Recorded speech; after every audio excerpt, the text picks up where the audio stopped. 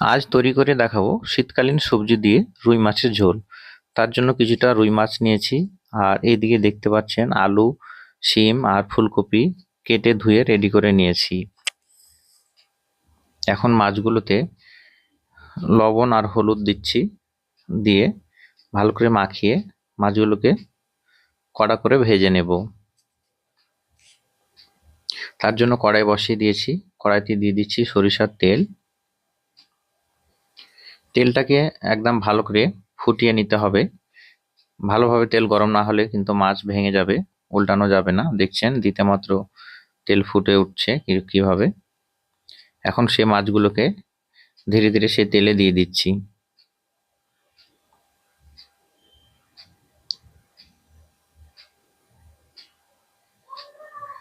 ধীরে ধীরে সবগুলো মাছ সে কড়াইতে দিয়ে দিচ্ছি। কড়াইটা যেহেতু বড়, যদি ছোট হতো তাহলে অল্প অল্প করে দিতাম। মিডিয়াম ফ্লেমে মাছগুলোকে ভালো করে কড়া করে ভেজে নেব।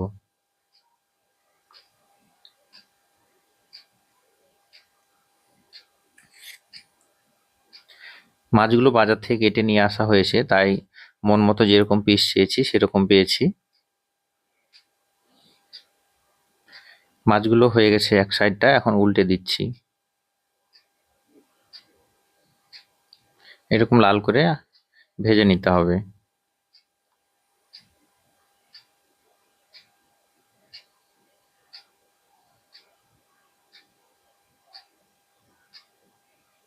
একে একে সবগুলো মাছকে উল্টে দেব।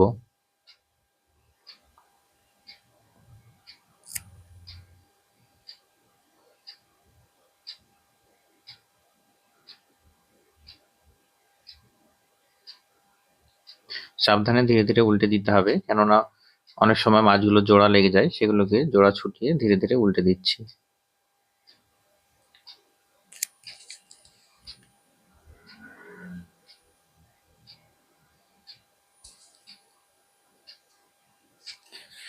তারপর মাঝে মাঝে দেখতে হবে, যদি যেটা হয়ে যাবে পাতলাগুলো যদি আগে হয়ে যায়, সেক্ষেত্রে সেটাকে আগে তুলে নেব।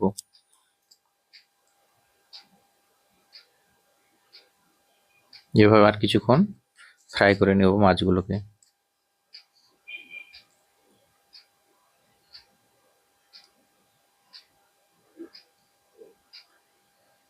একই পদ্ধতিতে যে কোনো মাছ দিয়ে এই ধরনের সবজি রান্না করা যায়।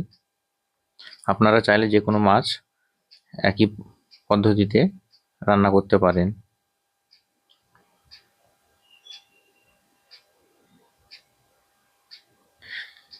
পেটিগুলো হয়ে গেছে, সেগুলোকে উঠিয়ে নিচ্ছি। এভাবে দেখে দেখে একে একে সবগুলোকে উঠিয়ে নেব।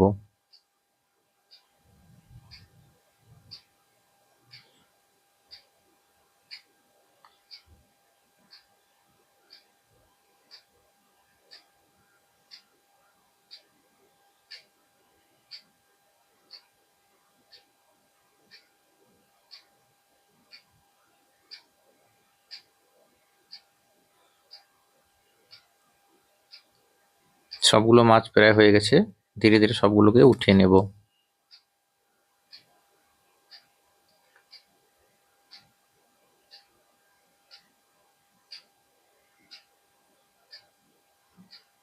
ধীরে ধীরে উঠাচ্ছি একটা করে, তাহলে তেলটা অতটা আসবে না,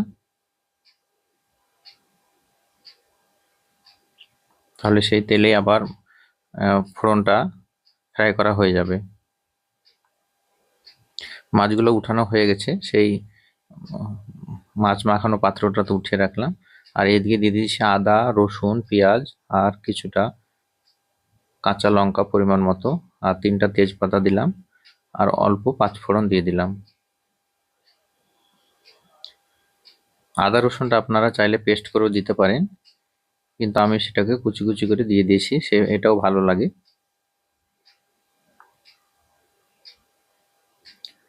এখন এগুলোকে ভালো করে ফ্রাই করে নেব।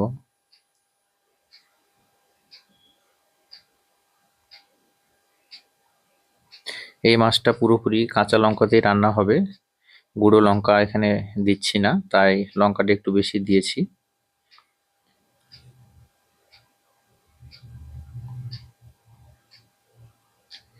ফোড়নটা মিডিয়াম ফ্রাই হয়ে গেছে, এখন সেই সবজিগুলো দিয়ে দিচ্ছি, কেননা সবজির সাথে আবার ফোড়নটা কিছুটা ফ্রাই হবে, বেশি ফ্রাই করলে আবার পুড়ে যাবে, তাই মিডিয়াম ফ্রাই করে সবজিটা দিয়ে দিলাম। এবং সেই সবজিতে পরিমাণ মতো লবণ, হলুদ, ধনে গুঁড়ো আর 1 চামচ জিরে গুঁড়ো দিয়ে দিলাম।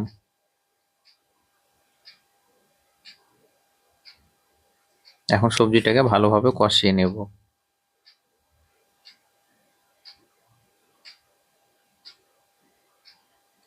সবজিটা এভাবে কষিয়ে যদি হালকা ফ্রাই করে রান্না করা হয় তাহলে টেস্টটা একটু বেশি ভালো লাগে। তাছাড়াও সরাসরি সবজিটা সেই মাছের ঝোলে ছেড়ে সিদ্ধ করে নেওয়াও যায়।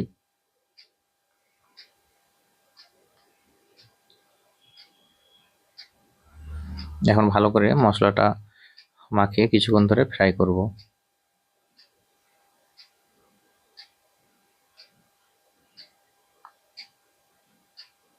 শীতকালীন এই সবজিটা বেশি ভালো লাগে। ফুলকপি, শিম এগুলো শীতকালেই পাওয়া যায়, তাই সিজনাল সবজিটা আমরা খাওয়ার চেষ্টা করি, সেটাই আপনাদের সামনে তুলে ধরছি।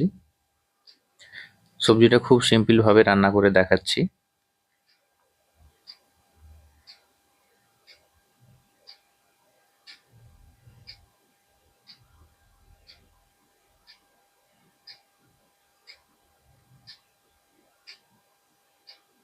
সবজিটা প্রায় কষানো কমপ্লিট। এখন এটা ঝোল করার জন্য জল দিয়ে দিচ্ছি।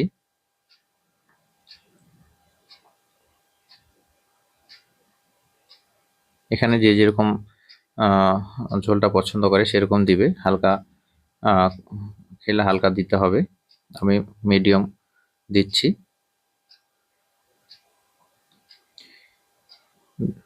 দেখছেন সবজিটা ফুটে উঠেছে।